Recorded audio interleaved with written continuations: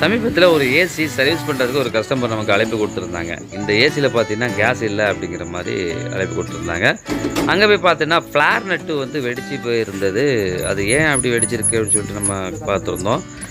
அது கொஞ்ச நாளில் போயிட்டு இருக்கும்போது திடீர்னு வெடித்து திடீர்னு கேஸ் எல்லாம் ரிலீஸ் ஆகிடுச்சு அப்படிங்கிற மாதிரி அந்த கஸ்டமர் சொல்லியிருந்தாங்க. சரி, நம்ம அந்த ஏசியை நம்ம கழட்டி அந்த ஃப்ளார் நட்டை மாற்றி அதுக்கப்புறமா கேஸை போட்டு ஓட விடலாம் அப்படின்னு சொல்லிட்டு நாம் முயற்சி பண்ணும்போது ஃப்ளார் நட்டு மாற்றியாச்சு, ஏசியாக ஓட விடலான்னு சொல்லிட்டு ஆன் பண்ணால் ஏசி ஓடலை. என்ன காரணம்னு சொல்லி பார்த்து உள்ளே திறந்து பார்த்தா உள்ளுக்குள்ளே அணில் அழகாக கூடு கட்டி பக்காவாக வாழ்ந்துக்கிட்டு இருக்குங்க. மனிதன் வீடு கட்டுறானோ இல்லையோ, அவன் ஜாராயத்துக்காக வேண்டி அவங்க வாழ்ந்துக்கிட்டு இருக்கான். நிறையா பேர் தன்னுடைய குடும்பத்துக்காக நிறைய ஆண்கள் வாழ்வதே இல்லை. ஆண்கள் மட்டும் சொல்ல முடியாது, இப்போ பெண்களும் அந்த மாதிரி மாறிக்கிட்டு இருக்காங்க. இந்த சாராய, அந்த பீர், பிராந்தி இவைகளுக்கு அடிமையாகி நாசமாக போய்கிட்டு இருக்காங்க.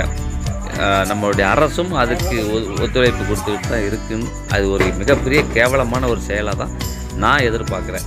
இப்போ என்னென்னா, அந்த அணிலில் வந்து உள்ளுக்குள்ளே திறந்து பார்த்தோம் அப்படின்னா, உள்ளுக்குள்ளே அந்த தாய் அணில் பார்த்திங்கன்னா ஒரு பேச்சு மூச்சு இல்லாத ஒரு சூழலில் இந்த மாதிரி இருக்குது எனக்கு பார்க்குறதுக்கு. பால் குடிக்கிறா?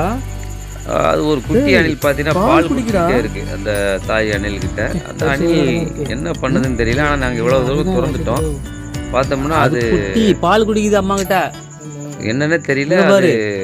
அது பாருங்க, குட்டி அணில் வந்து தாயுடைய மாரில் இருந்து பால் சாப்பிட்டுக்கிட்டு இருக்கு. இந்த அணில் மொத்தம் 2 குட்டி அணில் இருக்குது. இதில் ஒரு நல்ல ஒரு விஷயம் இது நம்ம பார்த்துருக்கோம். ஆனால் அந்த பெரிய அணில் ஏன் அசையவே இல்லை, இது என்ன தெரியலையே, எனக்கு ஒன்றும் புரியல. ஆனால் ரொம்ப அசையவே இல்லை, அசையவே இல்லை. இந்த அணிலை நாங்கள்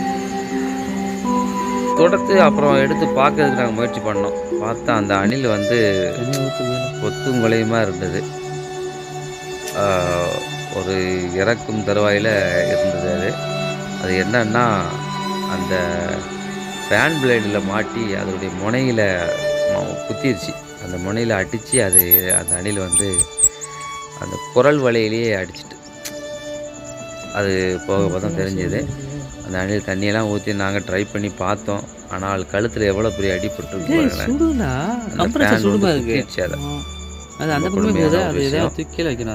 இந்த மாதிரி நான் என்றைக்கும் எதிர்பார்த்தது இல்லை. அணில் கூட இருக்கும், அதை பிச்சு தூர போட்டு நாங்கள் பாட்டில் போயிடுவோம். அப்படி இல்லைன்னா அந்த அணில் இந்த மாதிரி ஒரு பெட்டியில் தூக்கி வச்சுட்டு போயிடுவோம். ஆனால் இந்த அணில் வந்து எங்களுடைய மனசை ரொம்பவும் உருக்கிடுச்சு. இது வந்து ஏசியை போட்டு அது இதில் கழுத்தில் எப்படி அடிபட்டுருக்கு பாருங்க. அந்த குட்டி அணில் 2 அணில் அம்மா இறந்து இருக்குது அப்படிங்கிறது கூட தெரியல. அதுக்கு தன்னுடைய பசியை போக்கிக்கிட்டு இருக்கு. தாயுடைய மாரிலேருந்து அந்த பாலை குடிச்சாப்புல அந்த அணில் இருக்குது. ஆனால் அதில் மாரில் பாலே இல்லை. அதில் சுத்தமாக அந்த 2 அணிலும் 4 மாரிலேருந்து பாலை குடிச்சிட்டாங்க. இவங்களை இறந்துருக்கிறத பார்க்கும்போது ரொம்ப வருத்தமாக இருக்குது. அந்த குட்டி பார்த்திங்கன்னா அது என்ன நிலைமை பாருங்களேன்.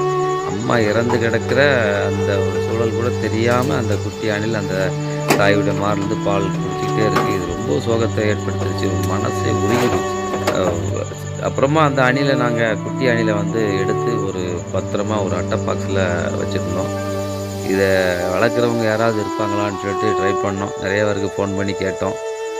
பிரசன்னாவுடைய ஃப்ரெண்ட்ஸ்லாம் நிறைய பேர் அணில் இந்த மாதிரியான ஜீவன்களை வளர்ப்பதாகவும் கேள்விப்பட்டோம். அவங்களுக்குலாம் நிறைய ஃபோன் பண்ணி ட்ரை பண்ணோம். அதையெல்லாம் தாண்டி இந்த கஸ்டமரே பார்த்திங்கன்னா அந்த அணிலை நாங்களே எடுத்து வளர்த்துக்கிறோம், இதுக்கு வந்து ஊசியில் பால் ஏற்றி அதுக்கு அவங்களுக்கு நாங்கள் கொடுத்து நாங்கள் காப்பாற்றிக்கிறோம் அப்படிங்கிற மாதிரி அவங்களே சொல்லிட்டாங்க. இவங்க ஒரு டியூஷன் சென்டர் வச்சு நடத்திக்கிட்டு இருக்காங்க. இந்த டீச்சர் வந்து அவங்க நாங்களே எடுத்து பண்ணிக்கிறோங்க, இந்த அணில் எங்கிட்ட கொடுத்துருங்க அப்படின்னு சொல்லிட்டு. ஆனால் அவங்களுக்கும் ரொம்ப மன வருத்தம். சரி, அந்த அணில் இறந்து போனதை பார்க்கும்போது ரொம்ப துயரமாக தான். என்னுடைய தாய் இறந்தது கூட தெரியாமல் அந்த குட்டி அணில் 2ம் பால் குடிச்சிக்கிட்டு இருக்கு. நான் சொல்ல வர்றது என்னென்னா, மனிதர்கள் கூட இந்த மாதிரி வீடு கட்டி அழகாக சொகுசாக வாழ்ந்தது இல்லை. ஆனால் அந்த அணில் எவ்வளோ அழகாக வீடு கட்டி அழகாக வாழ்ந்துருங்க. சரி, எல்லாம் முடிஞ்சது. அதுக்கு பிறகு அந்த ஓனர்கிட்டே நாங்கள் அந்த அணிலை கொடுத்துட்டோம். தாய் அணிலை அவங்களே புதைச்சி அதுக்கு பால் ஊற்றி நல்லபடியாக அதுக்கு அடக்கம் பண்ணிட்டாங்க.